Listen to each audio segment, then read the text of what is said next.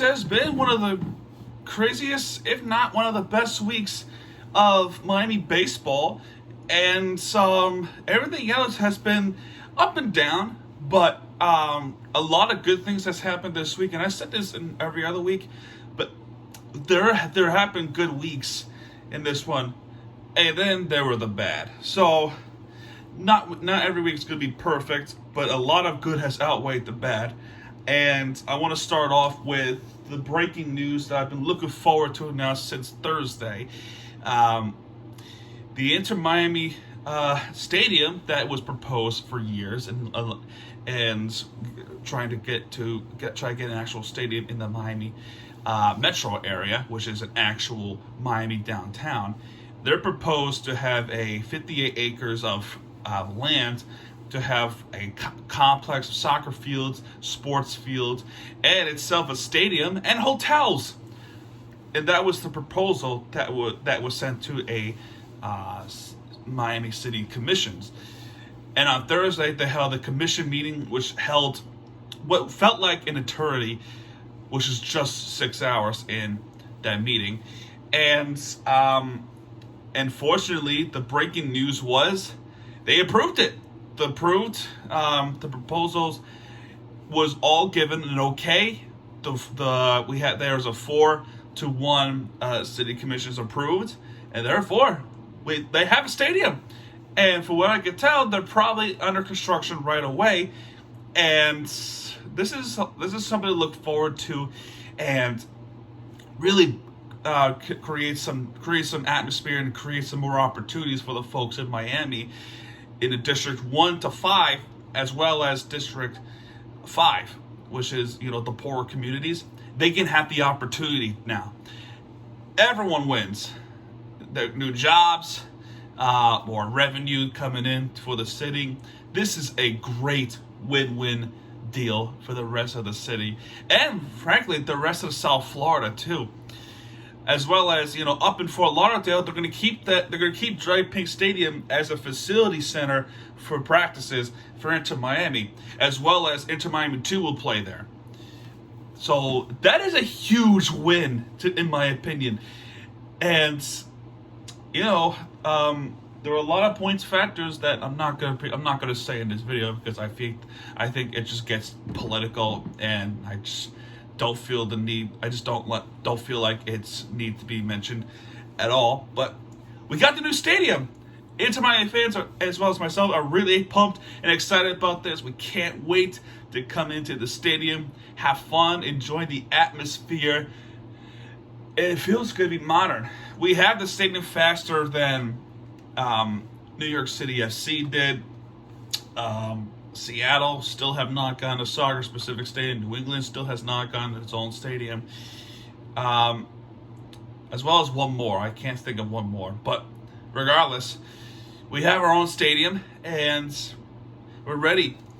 And you would think that after all this time, after the celebrations that we're getting a new stadium, we could carry on to this win into New England Revolution in New England.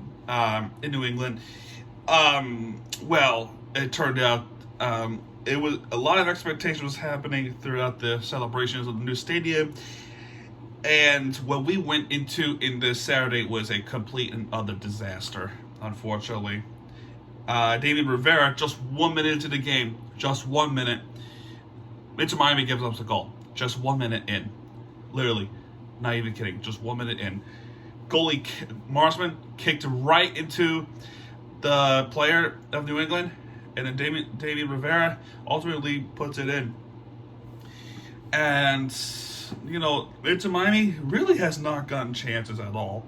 They really have literally 0 to minimum opportunities. That's because 67% of the possession is New England, and the other 33 were into Miami's. And look at this number: 18 shots, and 6 of them were on goals, compared to just 7 of 3 into Miami has. And that would tell you something. This has been a chaotic thing, and to add insult to injury, right? Leonardo Campana went down on a non-contact injury on his leg, and he was down for a few minutes, and he had to get subbed off. And it's a mess. So, unfortunately, he had to sub off, and Emerson Rodriguez had to come in for Leonardo Campana. So the night's already been a mess, and even worse, there was another injury on a non-contact. And what's even worse now is we don't have another striker. Higuain didn't come up with us. Higuain is not here with us. Fuck. So there was another injury. Mabika. So, not only that, there was two of them in a span of just a minute. So, yeah. Non-contact injuries down. And you think it'd get worse. You think this is the part where where it doesn't get worse from here, right? Damian Lowe was sent off on an ejection card. And mind you, he was already on his yellow.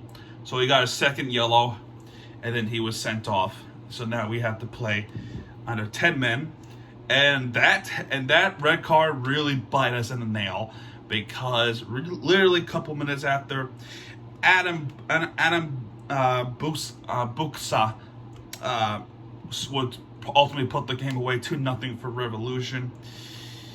We just had nothing. And to add insult to injury, Gerald Quinteros, who also got sent off, and then right then and there we had to play under 9 men, and this has been a disaster night. So after that, I just said, you know what, I'm just gonna not watch this, because I'm already satisfied that the Marlins won the night, and I'm just not gonna watch it. I don't want to get myself stressed. We had a good run. It was a disaster night. We have our own stadium, so hey, New England, take notes. Do you want your own stadium? Try to get your own stadium, because I bet you your city commissions is just as badly as us. So that's the only thing we can brag about. So in other words, this game 2-0 in New England Revolution, and then there was a report for New England that Matt Turner was going to come back in, and he did, and really he just had to come back in this game. Could have been any other game, but then he was given okay to come back in. So yeah, that was a huge boost for New England Revolution. There's a lot of goals has been, not a lot of goals, because we barely have any shots on goal or anything like that. But Turner, a huge boost in defense. 2-0 New England, and yeah, that's it for that one. So we split the season. So move on. Get ready for Charlotte next Saturday, 3:30. So I'm excited for that one. It is an expansion derby, pretty much.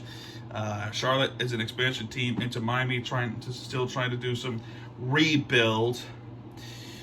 This loss didn't really hurt us as much, because Chicago lost too. I can take a look right now for you. Yeah, Charlotte lost to Orlando. Chicago lost to the Red Bulls. DC also lost, so could have been worse. It could have been worse. So Cincinnati won, so that's the only part that hurt us. But nonetheless, that loss didn't really hurt us as badly as it could have been. But it's okay. It's okay. We move on. Don't dwell on it. My FC, on the other hand, had a better night. So kudos for that. So 2-0. Actually, no, it's 2-1 Miami FC in Memphis. So I can tell you what happened.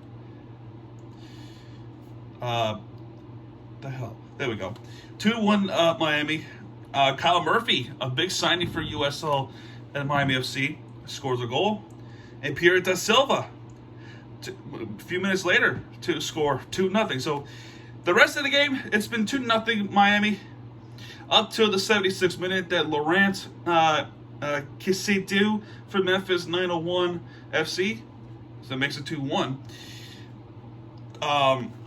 But let me remind you this. If it wasn't with Matt Turner, maybe Inter Miami would have won, because this is the same case scenario here. 66% of possession Memphis has compared to Miami with 34%. 22 shots on goal and 22 shots, 5 on goal for Memphis. And then we have less of an opportunity, and yet we capitalized 2 of them. 8 shots, 5 on goal for Miami. So their offense has been pretty good, but our defense has been better. So a couple of situations. 1, an injury. 2, a stoppage time delay. So it was supposed to be a 94 minutes stoppage time, right? So we were given 4 minutes. And the game just would not end. So they had one more opportunity, and then there was something controversial that happened at the end, and there was a foul that was given to Miami, so we could have just kicked it away, or the foul was given to Memphis, and afterwards the game ended. The referee said, "That's it, it's over." And then, Memphis did not like the call at all. It was in favor of Miami. It really felt like it should have been a penalty, but it was beneficial to Miami that, this was it. This was the call. And then the game ends. Miami wins 2-1. Both coaches were actually jawing at each other after the game. So there could have been some curricular activity, but thankfully it didn't resort to that as well. Before we move on to the other sports recap, let's talk about the draft. We didn't. So for those who are saying that we're not going to draft anyone, you're wrong. So we drafted a couple of people. So So who did we draft? We drafted Channing Tindall from Georgia, who is a linebacker, which is the 102nd pick. Cameron Good from Cal, 224th pick. He is a linebacker. And a quarterback from Kansas State, Skylar Thompson, and that's who we drafted. So, we drafted these players. More of the drafts came from, Tampa and Jacksonville. So those are because those are the other Florida teams that we have to watch out for. But it doesn't mean we did not get the picks in, because we did. We got some players. On top of that, 40 plus more players from University of Miami, they're undrafted. So within consecutive years from Miami Hurricanes, an undrafted player came. So that is an alarming thing, because there are a lot of talent in Miami Hurricanes, a lot of talent. All right. Let's move on to the Florida Panthers. This is after the winning streak that happened. After the Tampa Bay game, we come up to Boston, and then we lost in Boston. So maybe it was a good thing that we lost this game, because we didn't want to get a President's Cup trophy, which ultimately we did end up winning President's Cup trophy. I'll tell you about that in a minute. But Gustav Forsling scores a goal. And then Boston equalized. Eric Hola 1-1. I'm like, okay, we got to do better afterwards. And then just 6 seconds later, literally 6 seconds later, Taylor Hall takes the lead for Boston.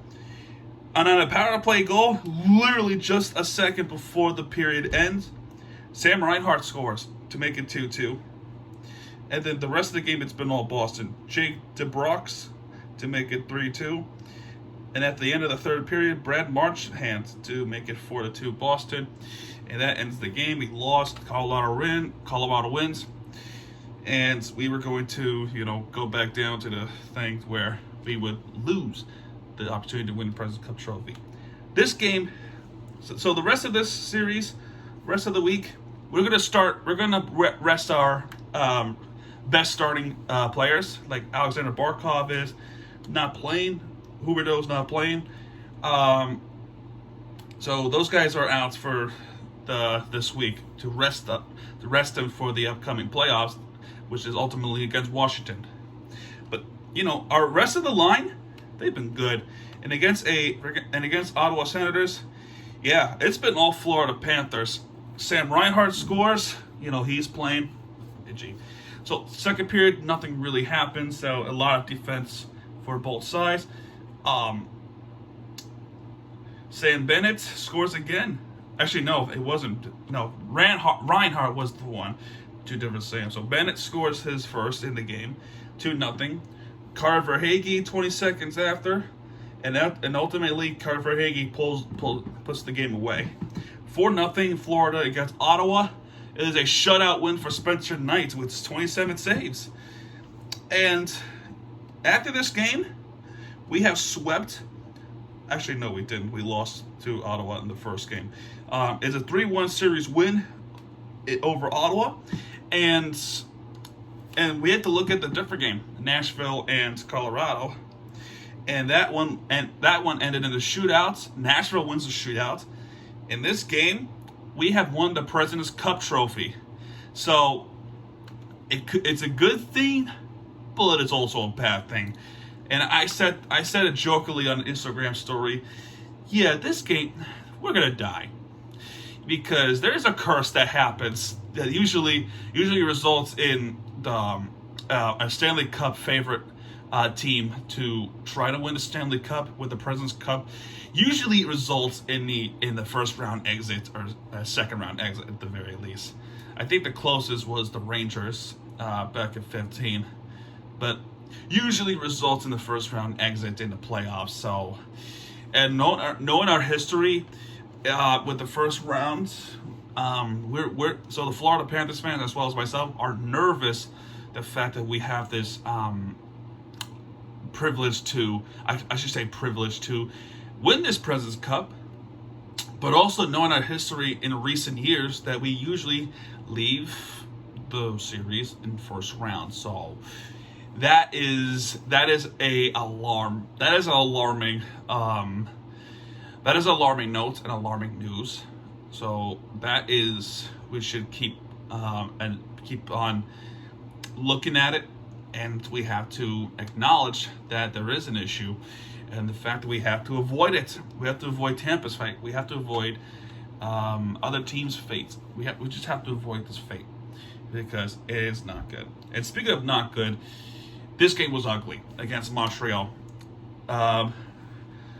So Jonas Johansson was the starter of this game because Burnett wanted to rest Bobrovsky and Knight. So no matter what, Johansson is going to be our goalie for this night. And boy, there was even a rumor that he was going to retire after this one, because guess what the final score was? And Panthers fans, you're not going to like this at all. 2-10. So you would think after this loss, nothing happens. Well, actually something did happen. Remember that we won 10 chance the rest of the season? We were trying to get 10 points throughout the season. Well, we wanted 10. We got 10. But not us. Montreal, worst team in the league. So it's just convenient how it's just very convenient how at the end of the season we ended up giving up 10 goals, and all of them were from Jonas Johansson. Oh my gosh, he has work to improve, because I don't even know how he managed to survive. I don't know how he was good enough to make it to the NHL. Giving up 10 goals. Unacceptable. That is so unacceptable. And worst of all, we gave up 10 goals. That is something we were trying to do all season. Our most points we scored was 9, and we had a lot of minutes to get 10 goals. I don't think I need to explain who. I don't think if you. So just to save the pain, I'm not going to tell you who scores. Just that's all you need to know. Montreal scores 10 goals. We managed to score only 2. The positive thing I could say, we have never lost in a shutout at all. All 82 games we played this season, we have at least one goal. That's something to be proud of. So there's history with us. First time ever franchise history. We have not lost in a shutout since early April of last year. So that's a good stat. So we have roughly about 90 game no shutout streak. So that's good. Hopefully we keep that momentum in the playoffs. And speaking of playoffs, Washington, that's who we play in the first round. So I'm nervous.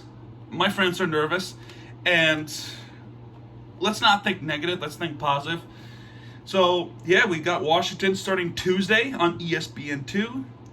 So there's some good chances. We have a good chance, and thank God it starts on Tuesday because then it's every 2 days. And the reason why I said thank God because Miami Heat plays on Monday, which is tonight. They're playing against 76ers, which I'll explain a little bit. But my point here is NHL took notes for South Florida fans that Miami Heat is also in the playoffs, and they're playing on the Monday.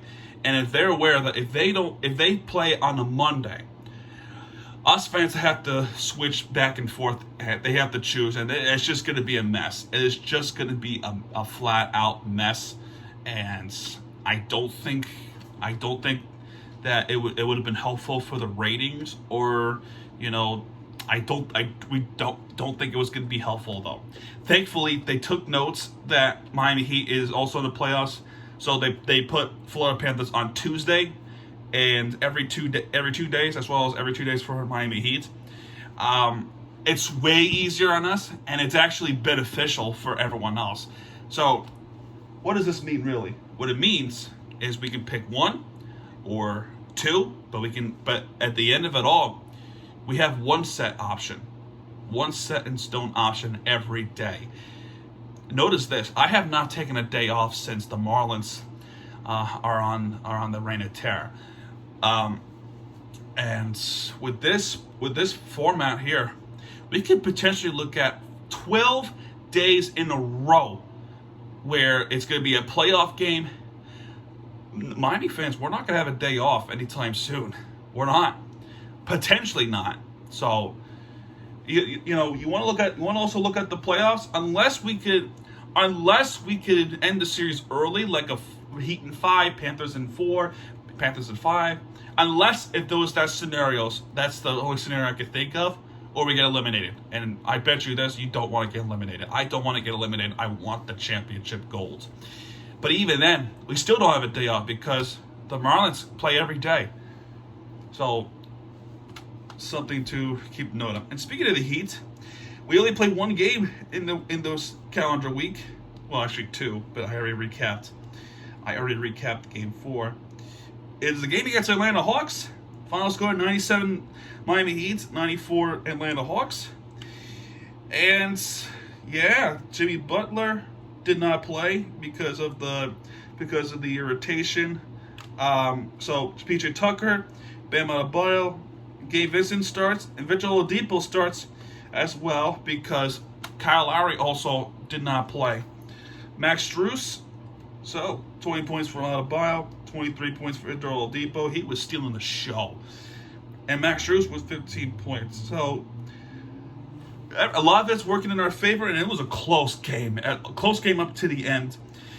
And Bam Adebayo stole the ball to end the game. So thank God for that. It was on NBA TV, and what a way to end the series. And we move on against Philadelphia, which we play tonight. And unfortunately, Joel Embiid is not playing for at least a couple of games. So prayers to Joel Embiid. Hopefully, he gets a speedy recovery. And I will say this too, and I'm not gonna try to be a douche about it, but I just want to say this real quick. For those who are celebrating early that the Heat's gonna win in 4, be careful what you wish for, because it could come back and haunt you. And also you gotta realize this: they're human beings too. So you don't want to wish anything bad on them, especially if it's a rival team or anything. That's just something you don't do. And I believe in karma heavily. And if just so you know, I'm not trying to be a douche about it. Just be careful what you say. That's all.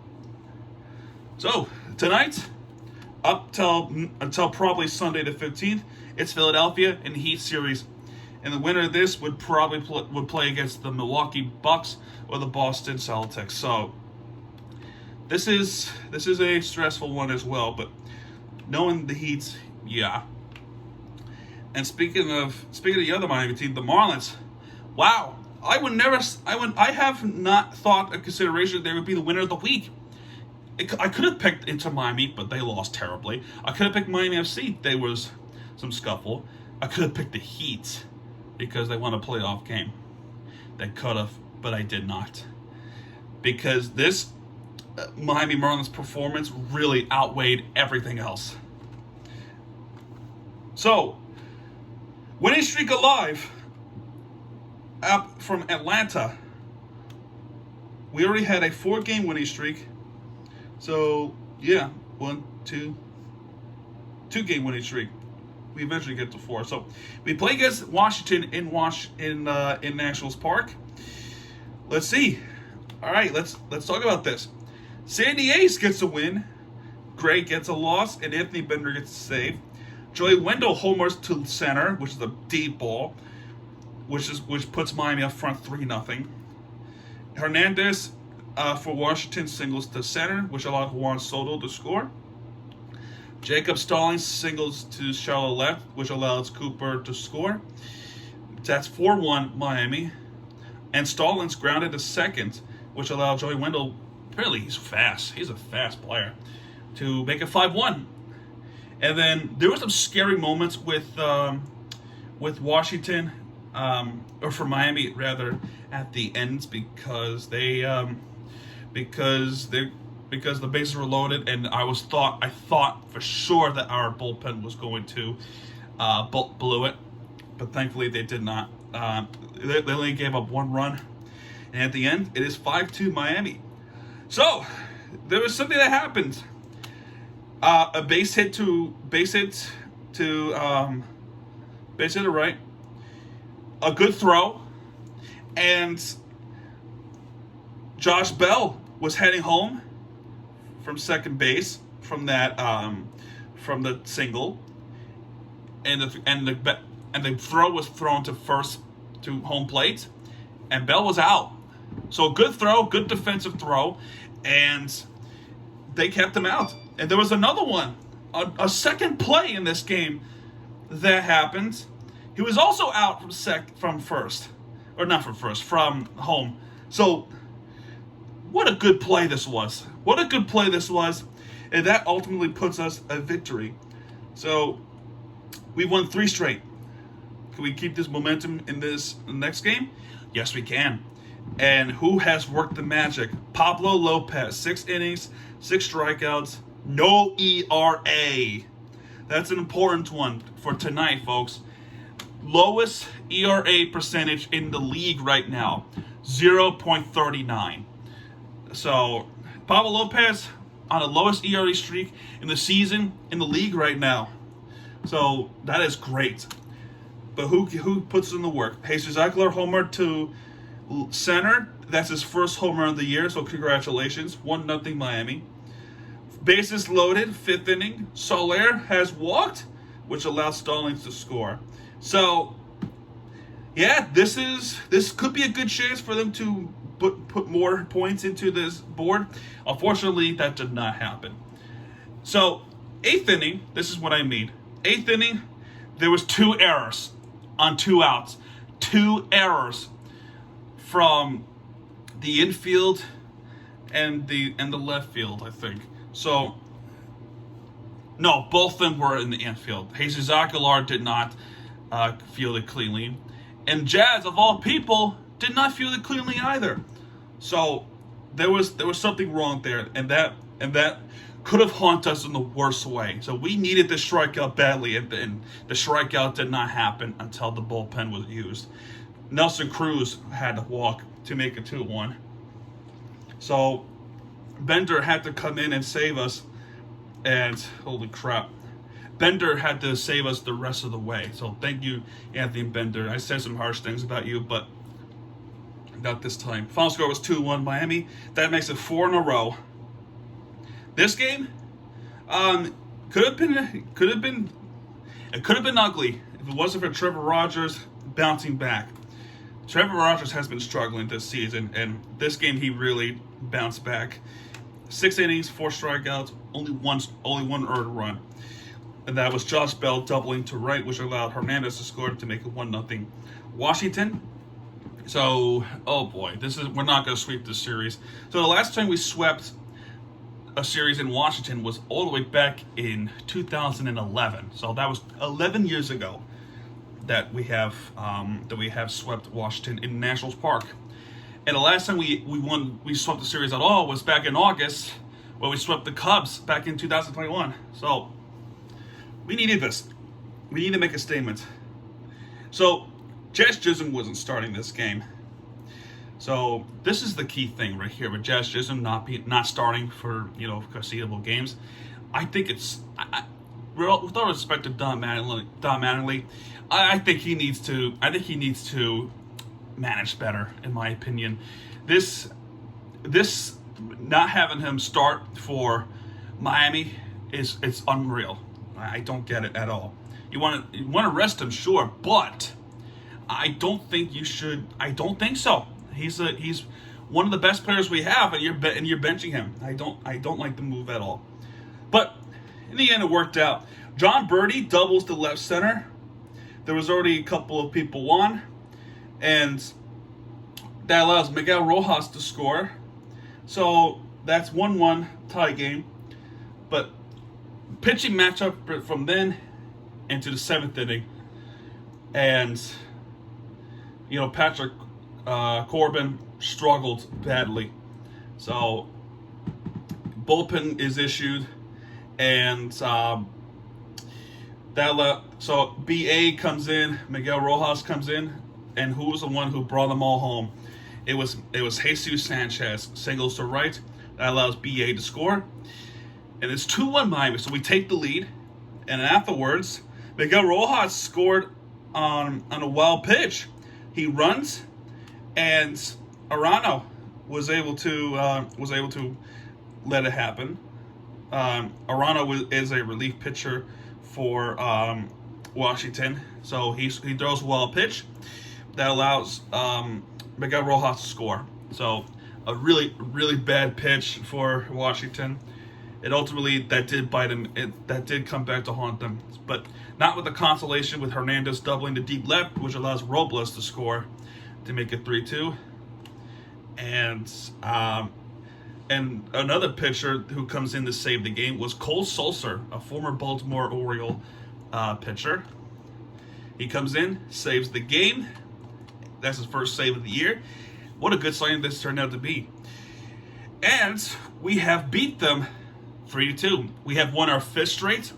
Washington has lost their 8th straight in this game. So, yeah, we have swept them at Nationals Park. It is a big statement. 5 wins in a row. And we want to keep this momentum going back home against Seattle. And boy, they did. Boy, they did. There was something that happened in the first inning that is constantly being talked about throughout the series and perhaps in the league. And if you have watched these games, you know what I'm talking about. I'm talking about Jorge Soler, homering to left, 468 feet home run. He just demolished the ball. He demolished it. That ball, from what I heard, is still flying out to the ocean somewhere. That ball was gone. Smoked. Crushed. It reminded me of the old days of Giancarlo Stanton. And, wow. Realistically, the ball hit the R on the word Budweiser on the sign. But my point is, he crushed it. That ball was smoked. We had some trouble in the 2nd inning. Torrens for Seattle doubled the deep center, which allowed Kalenic to score and Toro to score, and Crawford to score as well. One of the players in Seattle had to relieve somebody from Seattle because he got hurt in the series. So prayers to him. But Miami responds. Jacob Stallings reached an infield single to third, which allows BA to score. So tie game 3-3. Jesus Aguilar singles to right, which allows Joey Wendell to score. So we take the lead right back, 3-4. Jesus Sanchez singled to center. Jesus Aguilar scored, as well as Stallings scored, and Jose Soler to third. So it's 3-6 Miami. So we responded good. And speaking of responding good, another home run's been hit. It's Miguel Rojas, homer to left, right at the right side of the foul ball. And it was a 384 feet home run, which allowed Garcia to score as well. It is a 2-run home run as well. It is 8-3 Miami. 8-3 Miami. And throughout the pitching matchup, there was some trouble in ninth inning. And big trouble too, because that's when we had to get in Bender. So, for Miami, the trouble that happened was Sean Armstrong. He's got to do better than that. He's got to do better. We cannot overuse Anthony Bender. It's good to give him some saves, but we cannot use Anthony Bender. The relief pitching has to get better. And I'm gonna say it again for the rest of the series and the rest of the season. They have to get better, because I'm worried, and it's happened this season already, that we blow it and we lose the game. I'm referring back to San Francisco series. We cannot let this happen. We've got to use Anthony Bender as little as possible, unless if it's a crucial game. Like if it was a 2-1 game, which back in a Washington game, that was the right time, and that was also the right time to use Bender as well. But for the rest, if it's a blowout, relief pitching has to do better. We're not the scenario where we blow games, okay? We just cannot let it happen. People are calling our GM clown. It's too early to say, in my opinion, but still, if you want to make a good team, if you want to make a great team, right? The outfield is great. The infield is also great. We got Chaz, we got BA throwing some good baseballs to first. It's really a relief pitching that really needs to be invested more. This series, we traded away Isan Diaz to San Francisco for a player to be named later, or cash considerations. If you want my opinion, get some cash. Honestly, you need some cash. But if you feel like there's someone there better, maybe. But if you want my personal opinion, get some cash. We need cash. And I know you need cash too, because I will say this, on an off-topic note for Marlins. I'll finish this. I'll finish the series in a bit, but I just want to say something. Getting cash is one thing, and saving cash is one thing. I get it. I've spent money. I did spend money, and I know what it's like to try to get it all back up. And currently, I'm in the position of getting a new job and starting a business soon. So, I feel you on that one. But winning a team, winning a series, winning a season is really important for the Miami Marlins right now, especially with this performance right this second. Bruce Sherman, if you're watching this, please consider this, relief pitching, and keep signing these big name players, like someone like RJ Soler. That's turned out to be a good signing. Keep the batting going, but also keep the relief pitching going. I will say this: at least we're not in that scenario where what's happening all the way in California. If you're baseball fans, don't want to talk about. You know that there is a owner that is actually refuses to spend money. So you want to complain to Bruce Sherman that he's cheap. The GM is cheap. They're not going to spend money. Let it be known that we're not the Oakland A's, because what's happening in Oakland A's right now is devastating, because the owner and the front office is actually pieces of garbage, and what's happening to them is actually hurting me, and it hurts, and it really hurts them too, more than it hurts me personally, because I too know what it feels like. But Sherman, at least you're not Fisher in John Fisher in Oakland, because this guy and the front office are real dicks, and what's happening to them is terrible. One of them actually disrespected the fans, called them childish, not spending money. They're getting paid to come watch the games. It's so bad. It's so bad. And what's good about us is that if we are winning games, it really doesn't matter. But coming into the games is more important. And this season, more Marlins fans, and thank God, more Marlins fans are coming back and watching our team play. That part really gives me spirit again. So what you're doing is working. And I ask you keep this on going, because we don't want to be the Oakland A's. We don't want to be threatened to go relocate somewhere else. Please don't. Baseball is really important to Miami, and it's proven it too. It's really proven that it's really important to us. Sports in Miami is really important to us right now. It's so important. Please keep the momentum going. Right now, I take back what I said earlier this year about you guys. I take it all back, because I think what you're doing is fantastic. All I ask you is keep this momentum going. Relief pitching needs an upgrade. That's all I have to say. Sorry about that. Let's go back to the series against Seattle.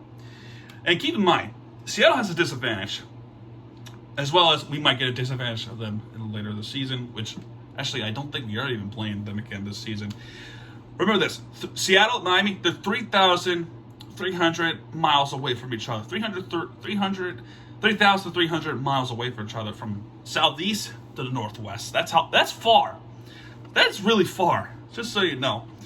So I find it's interesting to play against Seattle. Especially since the time that Inter Miami played Seattle Sounders, and we won in Lumen's Field. So winning against Seattle is actually really important. Do you know what I mean? Anyway, third inning, I was spending time with my lovely princess. Moore homered to left, which is 385 feet. Fifth inning, De La Cruz singles to left, which allows BA to score. John Birdie singles on the right center, which allowed De La Cruz to score. And Garrett Cooper walked, which allows Peyton Henry to score. Bases loaded in that game. Luzardo actually has history against Seattle, but not in the way that you would expect, considering he did come from the A's. But in the end, this is what I mean with the crucial game like this with the save. This is the right time to put in Anthony Bender. This right here, perfect time to put in Anthony Bender. And he gave us a save, and we have won 7 straight in a row. 7 straight. The first time this happened since the 2016 season. And think of how long it's been. 6 years. You know who was part of that team? Marcell Ozuna, Christian Yelich, Giancarlo Stanton, JT Realmuto, and unfortunately, I have to say his name, Jose Fernandez. Rest in peace. God rest his soul. What a great pitcher he was. Our pitching kind of reminds me of him for a bit, and that's why this talk really is personal to me. But in the end, 3-1 Miami. We have won 7 straight against Seattle, and hopefully we can sweep. But unfortunately, we can't win every single game. Too bad. This weekend we finished off with a loss. But the bigger thing is this: we have a good run, and let's hope we get this run back and win more games, because this is what we're really hoping for a long time, and that's why they're the winner of the week. Crawford homer to right. So Crawford homer to right. Toro single to left center, which allowed Winker to score. Rodriguez homered to left center, which allowed Crawford total score. It is a 450 feet. The Crawford homer was 383 feet. BA homered to right, just center, I'm sorry, which is a 445 feet. Jorge Soler with an infield single, nobody was out, which allowed John Birdie to score. You know how fast Birdie is, which is 5-2. So batting is coming alive. They have this. I see some urgency with this Marlins batting team, and it's so good to watch them have urgency. I love it. I hope we keep it this way. But in the end, Jesse Winker seals the game to make it 7-2, which will allow Frazier and France to score. He was out stretching to second, so maybe not all bad has happened. Sandy Ace was pitching this game, and he unfortunately did not have one of the performance that he hoped for. So maybe it'll improve next time. But, before we walked home or go back home, not without Jorge Soler hitting a home run, 451 feet. And again, that ball was crushed. So I'm starting to feel like Jorge Soler is starting to get his momentum back. And the fact that it's actually happening in May is giving me hope. So, yeah, we won 7 straight in a row. And now we can hope for the series against the Diamondbacks and the upcoming West Coast trip. That's going to be fun. The West Coast thing, oh boy. Against the Padres and then the Diamondbacks, and we fly back home against the Brewers. So, yeah, so much to look forward to this week. The Florida Panthers Washington series first round coming up tomorrow. Tonight is Heat versus 76ers. The Marlins keeping the momentum going. Inter Miami playing against Charlotte. So a lot to look forward to, and I'm ready for it.